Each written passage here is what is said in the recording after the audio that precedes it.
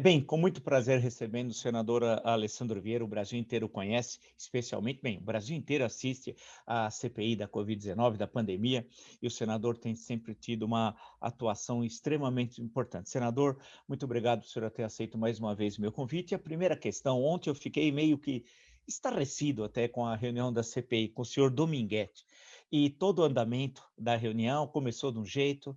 Depois viu-se que ele não era aquilo que alguns imaginavam que ele era, ele tinha, parece, uma forte ligação, não sei, o senhor melhor que todos pode dizer, com setores ligados ao presidente da República. Depois teve a história daquela gravação que não era gravação, era uma mentira, parecia um estelionatário, não sei se isso ou não. Como é que o senhor analisa, avaliou a reunião ontem da CPI? Ela serviu para alguma coisa? Bom, Vila, um prazer estar falando contigo. Sim, todo depoimento acaba prestando algum serviço para a investigação. No caso específico, esse cidadão foi chamado por conta da entrevista que ele deu para a Folha de São Paulo, onde ele fez acusações gravíssimas de que teria, numa reunião clandestina, recebido uma proposta de suborno, de propina, na venda de vacinas. Quando a gente puxa mais o detalhe da situação, a gente tem aparentemente um encontro entre estelionatários e corruptos. Toda essa estrutura de atuação da Davat, ela tem características de estelionato, né, de gente que está tentando vender uma coisa que não tinha. Mas isso não afasta a gravidade dos fatos. Então, a gente fatiando isso, né, indo por etapas, a gente tem a negociação, ela aconteceu, está aprovada. A gente teve a reunião clandestina no restaurante, está comprovada também, as pessoas envolvidas estão todas elas identificadas. E você vai ter uma divergência aí para saber se aconteceu ou não o pedido de propina. Mas tudo já está provando um governo profundamente desorganizado, amador, atabalhoado, que se recusou a negociar adequadamente com fornecedores sérios e que dá prioridade a fornecedores que claramente não são sérios. E faz isso por motivos que a gente vai ter que esclarecer. Mas você deu uma boa dica do que pode ter acontecido, que é essa conexão muito clara que personagens como Dominguete têm com o entorno do presidente da República. São figuras das forças militares, são figuras ligadas a grupos evangélicos, grupos de voluntários, toda uma estrutura que é sempre informal, que não pode ser auditada, que não tem transparência. E no meio dessa confusão toda, aparentemente ele tenta, por iniciativa dele ou induzido por outra pessoa, introduzir uma prova falsa no contexto da CPI, que seria uma gravação do deputado federal Luiz Miranda tratando de vacinas. A gravação já está aprovada, ela não faz referência a nenhuma vacina, não faz referência nenhuma ao irmão dele. É um áudio mais antigo, de setembro de 2020, onde ele tratava de uma negociação de luvas, de equipamentos de saúde dentro dos Estados Unidos. Não tinha nenhuma conexão com aquilo que o Dominguete tentou emplacar na CPI. Acho que não funcionou esse cavalo de Troia, e acho que a gente vai ter muita coisa para descobrir a partir da perícia do celular dele, que foi apreendido na CPI. Ele autorizou o acesso aos dados, ele estava com o advogado autorizou também. Eu espero, nas próximas 24 horas, ter acesso a esse conteúdo para ele poder esclarecer de uma vez por todas com quem o Dominguete conversou, quem mandou para ele esse áudio e quais são as suas reais intenções.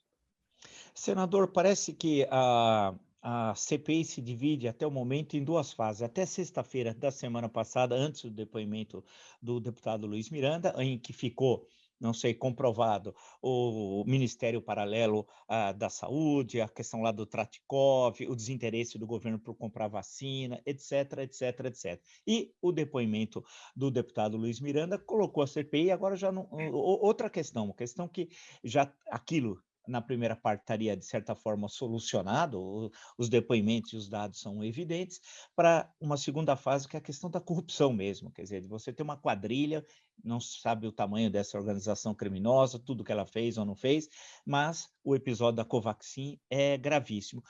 Eu participei do Jornal da Cultura essa semana e entrevistamos também ao vivo o deputado Luiz Miranda e acompanhei também outras entrevistas que ele deu.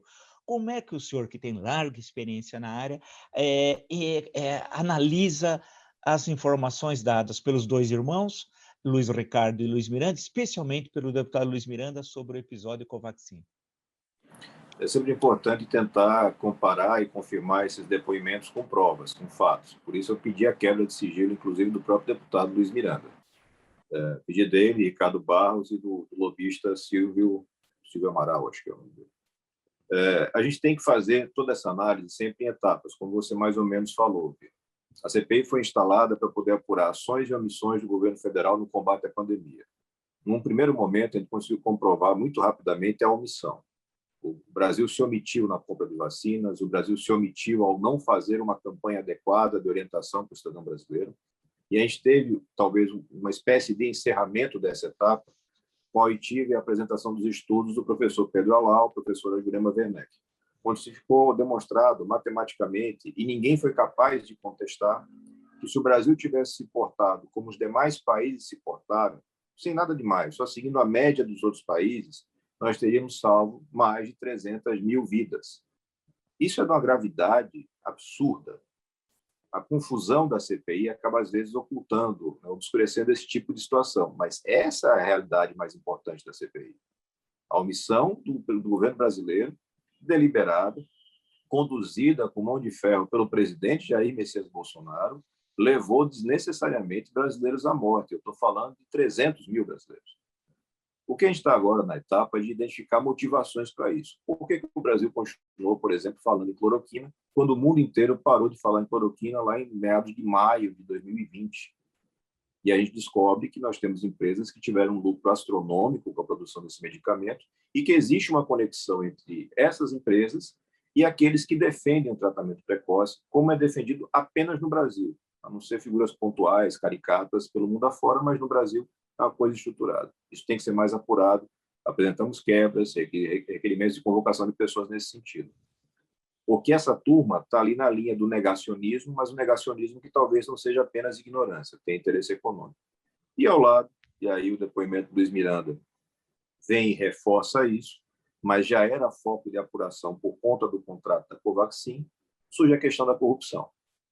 O Brasil ter deixado de comprar de fornecedores sérios, optado por comprar rapidamente de fornecedores que não são sérios, por interesse financeiro de determinadas pessoas. Isso é muito grave, está em apuração. É o tipo de investigação que não costuma ser tão rápida, porque exige uma identificação de laranjas, de esquemas de lavagem de dinheiro, mas eu tenho certeza que a CPI vai conseguir avançar o suficiente para apontar indícios claros de como é que isso se dava, aparentemente, numa reprodução do esquema clássico de infiltração de grupos políticos que vão predar o poder público, predar os cofres públicos, e esse grupo está sendo identificado e tem o deputado federal Ricardo Barros como uma ponta que está sendo, enfim, levada à baila. Quem traz o nome do Ricardo Barros não somos nós, é o presidente da República pela voz do seu, enfim, companheiro de bandeiras, Luiz Miranda, que o presidente nunca negou. E justamente essa questão, o presidente nunca negou. Dá a entender, eu perguntei, acho que eu e a torcida do Flamengo perguntamos ao deputado Luiz Miranda se teve ou não gravação da sua conversa num sábado, dia 20 de março, com o presidente da República. Até numa certa hora ele dava a entender que tinha mais pessoas, mas depois só tinham 3 pessoas naquele encontro, o presidente da República, ele e o irmão. A esposa do deputado tinha ficado fora, assim como o ajudante de ordens, fora da sala. Então, tinha 3 pessoas. Aí eu perguntei, o senhor gravou? Ele falou, não. Alguém gravou? Ele falou, olha, não posso falar pelo meu irmão, mas convenhamos, não precisa ser nenhum gênio da raça para saber que é um pouco o comportamento que ele teve naquela sexta-feira, pouco antes, o senhor colocou, fez uma inquirição dura, mas educada, evidentemente, em relação a ele, em seguida falou a senadora, isso já era tarde, era umas 21h47, falou a senadora Simone Tebet. E aí ele disse o nome Ricardo Barros. O mesmo se aplica à gravação. E pelas últimas declarações, mesmo hoje dele, dá a entender que gravou. E o presidente não disse nada sobre Ricardo Barros. Quer dizer, ficou também aguardando a gravação. O senhor acha que houve a gravação e qual é a importância dela? Caso exista a gravação.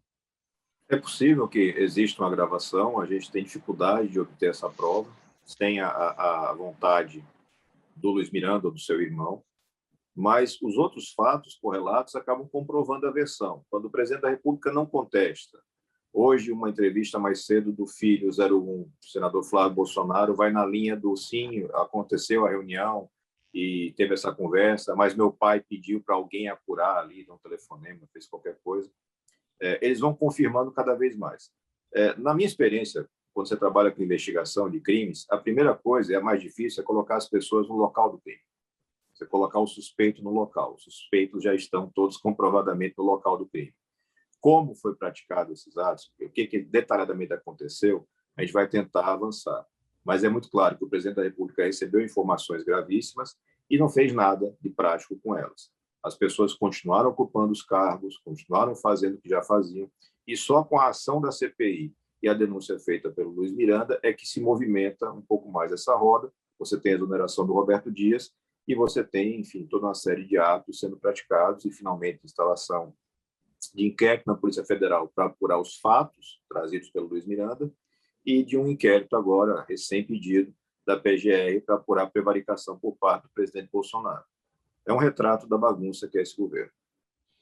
Eu queria justamente falar de uma outra questão importante, mas pegando esse gancho da prevaricação, senador, e a questão da PGR, o senhor acha que isso, eu sei que nós estamos no terreno das hipóteses, tal, não existe achismo em investigação, mas isso vai dar, assim, numa linguagem popular, isso vai dar em alguma coisa? Porque nós sabemos que, no caso, se for feita a acusação para a Câmara, tem de passar pela Câmara dos Deputados, é de infração penal comum, e aí quem julga é o Supremo Tribunal Federal.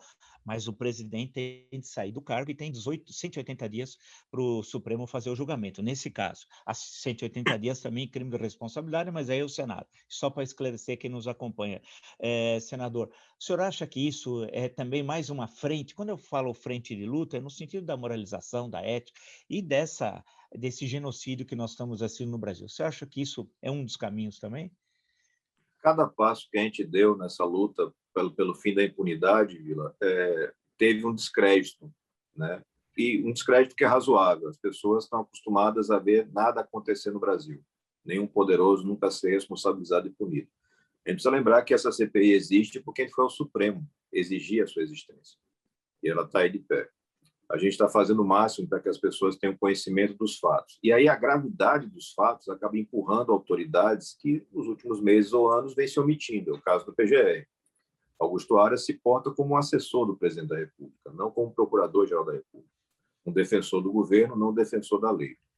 Mas os fatos são tão graves que permitem que a ministra Rosa Weber possa dar esse recado à PGR, lembrando que a Constituição exige um posicionamento. Então, instaurado o procedimento agora, o momento é de se apurar no inquérito instaurado a pedido da PGR. Duas coisas básicas. Primeiro, se o fato aconteceu, ou seja, teve alguma omissão por parte do presidente da República, e se essa omissão se dá por interesse próprio e benefício próprio de terceiros. Essa segunda parte me parece bastante provada, apesar de alguns técnicos não concordarem. É claro que o presidente da República tem benefício próprio ao fazer a manutenção no cargo de líder do governo do representante, dos maiores representantes do Centrão, e que hoje é avalista da sua própria presidência. Lembremos que é um presidente da República que responde a mais de 120 processos de impeachment. Tem mais de 120 procedimentos de impeachment pendurados na gaveta de Arthur Lira, parceiro de partido de Ricardo Barros. Então, não é difícil para qualquer pessoa mediana perceber um benefício, uma vantagem pessoal por parte do presidente da República em não incomodar esse esquema. Primeira etapa, provar se teve ou não omissão. Os fatos todos hoje apontam para a omissão. Vai ser uma surpresa se a gente tiver algum documento do presidente da República, alguma solicitação do presidente da República de providência. Pedidos, documentos e solicitações que aconteceram depois da CPI, que só confirmam que, num primeiro momento, ele se omitiu.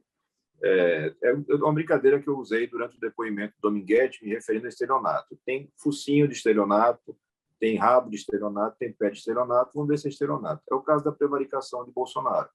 Tem focinho, rabo e pé de prevaricação. Mas vamos ver se prova que é prevaricação mesmo. Perfeito. Senador, tem uma questão aqui que eu anotei, que eu conversei também com alguns senadores da CPI, lendo todo o noticiário, a questão do Rio de Janeiro, né? Parece que os hospitais federais do Rio de Janeiro, uma situação ali, no mínimo, pouco republicana. A presença de milícias, há um instituto, inclusive, do Rio, que seria controlado por milicianos, que estariam vinculados aí ao Ministério da Saúde. A CPI vai também ter um de seus braços de atuação e investigação lá do Rio de Janeiro? Sim, os hospitais federais do Rio de Janeiro estão no alvo da investigação. A gente apresentou e foram aprovados requerimentos de quebra referentes a fornecedores desses hospitais. Tem uma diligência já aprovada também, e estava carente de confirmação de data, para ouvir em sessão secreta o ex-governador Witzel, que informa ter dados concretos sobre como se daria essa relação criminosa nos hospitais federais e quem seriam os beneficiários. Como eu disse com relação a Luiz Miranda, como disse com relação a Dominguete, você não pode, como CPI, deixar de ouvir quando uma pessoa anuncia aos quatro ventos que tem uma informação relevante para apresentar. Vamos ouvir o ex-governador Witzel, vamos dar andamento às quebras e análise de dados, e acredito que vai surgir desse monte de fatos coisas que são penalmente relevantes. Uma questão importante que eu não queria abusar muito da sua bondade, senador, mas é justamente o que o senhor falou, análise de dados, que eu anotei aqui. O volume de quebra de sigilos, né, foi muitos, de documentos. Eu imagino que deve ter pilhas e pilhas, se fosse imprimidos em papel, de documentos. E esse é uma coisa trabalhosa, né? Quer dizer, tomar conhecimento desses documentos, cruzar os dados e, a partir dali, fortalecer algum caminho da investigação, ou abandonar porque não tem dados suficientes para comprovar alguma suspeita. Como é que é feito esse trabalho, senador? E se ele vai continuar haverá, tudo indica, o recesso do Congresso? Nós solicitamos que o trabalho continue durante o recesso, o trabalho de análise. Nós já temos mais de 1,5 terabyte de informações, é um volume absurdo. Como a gente não tem uma equipe própria de CPIs, e essa é uma falha do Senado, que eu já identifiquei e estou pedindo, através de resolução, que se corrija, ou seja, precisa ter gente treinada, capacitada para dar tratamento aos dados que são recebidos numa eventual investigação, porque CPI faz parte do roteiro parlamentar ordinário. A gente conseguiu ajustar ao longo do tempo. Começa sem equipe nenhuma, essa equipe vai sendo formada. Ela hoje tem representantes da CGU, Tribunal de Contas, Polícia Federal, Receita Federal, além dos técnicos do próprio Senado, e Polícia Federal também chegou há um pouco tempo, mas ainda é pequeno o grupo. Então, a gente estabeleceu prioridades para eles, eles estão começando a fazer as análises, mas eu tenho referido, falei na última reunião, que é importante aumentar o tamanho dessas equipes para dar cabo dessa quantidade imensa de documentos. É muito ruim você chegar ao final da CPI sem ter analisado tudo. Claro, claro. Uma última questão, senador. Incomoda os sucessivos ataques que o presidente da República faz em lives, naquelas entrevistas improvisadas, em comícios, porque ele está em campanha eleitoral, que é absolutamente ilegal, a CPI, sistematicamente a CPI, isso cria algum tipo de incômodo aos senhores que lá fazem parte desse trabalho de investigação? Eu posso falar por mim, da minha parte não incomoda, reproduz o papel que o Lula já fez ao atacar a Lava Jato, investigadores. Praticamente todo mundo que é investigado tem essa conduta, especialmente quando são poderosos, de tentar desqualificar o investigador. Não tem capacidade para desqualificar o conteúdo da investigação, tentam atacar o investigador. O que a gente vai fazer, pelo menos eu pretendo fazer, é continuar um trabalho sério, técnico, transparente, que possa ser fiscalizado e medido pela população, que possam, ao final desse processo, avaliar se o trabalho foi feito corretamente, se tem algum dado ali que possa ser refutado, que não seja verdadeiro, e que esse relatório sirva para que outros atores possam prestar sua contribuição. O CPI não vai prender, não vai condenar, não vai fazer impeachment, mas vai produzir provas suficientes para que cada coisa dessa possa acontecer, caso os responsáveis tomem as providências. Agora, realmente, a última questão mesmo. Falando com alguns especialistas da área de saúde, assim, informalmente, eles me falaram, olha, tem muitos problemas na área de testes, dos testes que foram comprados, não só por valor inadequado, como eles não testam coisa alguma, tem a questão de equipamentos, tem essa questão de remédios, etc, etc. A CPI, além, como se isso fosse pouco, mas além da questão das vacinas e de toda essa tragédia humanitária que nós estamos assistindo, também está observando esse tipo de coisa? Sim, a gente tem feito uma análise de empresas que prestaram serviços e que estão, de alguma forma conectadas ao mesmo esquema que a gente identificou na Covaxin. É um trabalho grande, a gente sabe que o Ministério da Saúde, há muito tempo, é uma vaca leiteira para determinados grupos políticos que ficam ali ordenhando até matar a bendita vaca, mas talvez a CPI não consiga cobrir todas as pontas. É muita coisa, são muitos esquemas, mas certamente ele vai conseguir deixar claro o que acontece, o retrato. Eu tenho lá dentro do Ministério da Saúde 2 grupos, claramente. Um grupo que é de orientação política, que foi colocado ali por partidos do Centrão e que tem uma subordinação a esse grupo político. Nós temos um grupo de militares, que também tem uma autonomia lá dentro. E tem o ministro da Saúde, que é quase uma rainha da Inglaterra, e que não vai conseguir implantar nenhum tipo de política própria porque não tem autonomia, porque esses dois grupos, por caminhos diferentes, se conectam diretamente ao presidente da República. Prejudica demais qualquer questão. Perfeito, é. Uma última mesmo, eu estou até anotando, não causa estranheza que o Centrão eu já estou acostumado, o Centrão já estava aqui desde quando o Cabral chegou, e na primeira missa já tinha o Centrão ali na primeira missa querendo levar alguma vantagem.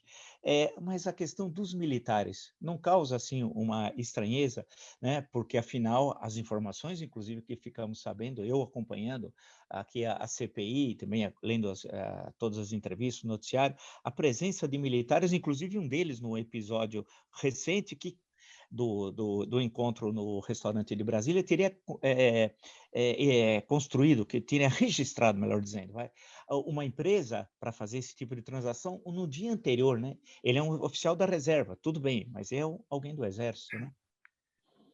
A presença de militares, a priori, gera uma impressão de que você vai ter mais qualificação, mais seriedade, porque realmente o histórico dos militares, na média, é de qualificação e de seriedade. Só que a prática, né, os fatos, os documentos mostram que essa quantidade de militares do Ministério da Saúde não garantiu mais transparência, mais qualidade e, infelizmente, aparentemente, também não garantiu mais honestidade. A gente tem que ter um cuidado de separar os homens das instituições. A instituição, o Exército, as instituições Forças Armadas são intocáveis, têm um valor imenso para a nação. Mas dentro das fardas você vai ter figuras que são o centrão fardado. Eu já tenho falado isso algumas vezes. Nós temos militares que passaram a participar de articulação política e que adotaram os meios clássicos do centrão. Não são nem um pouco diferentes dos articuladores do PT, como não são diferentes dos articuladores do Temer e tantos outros que passaram por lá. Apenas ostentam uma determinada patente. Isso não é nenhum tipo de garantia, salvaguarda de honestidade. Valeu, senador Alessandro Vieira, muito obrigado por mais essa entrevista, agradeço muito, acompanho e o trabalho do senhor, que eu acho que é extremamente importante para o Brasil, que está vivendo, na minha leitura, a crise mais grave da história política do Brasil republicano e a mais grave da crise sanitária do Brasil republicano. Não tem nada que se aproxima na história do Brasil a essa tragédia que estamos vivendo. Então, muito obrigado, agradeço a gentileza do senhor ter concedido essa entrevista. Muito obrigado. Eu que agradeço pelo espaço, até a próxima. Um abraço para todo mundo.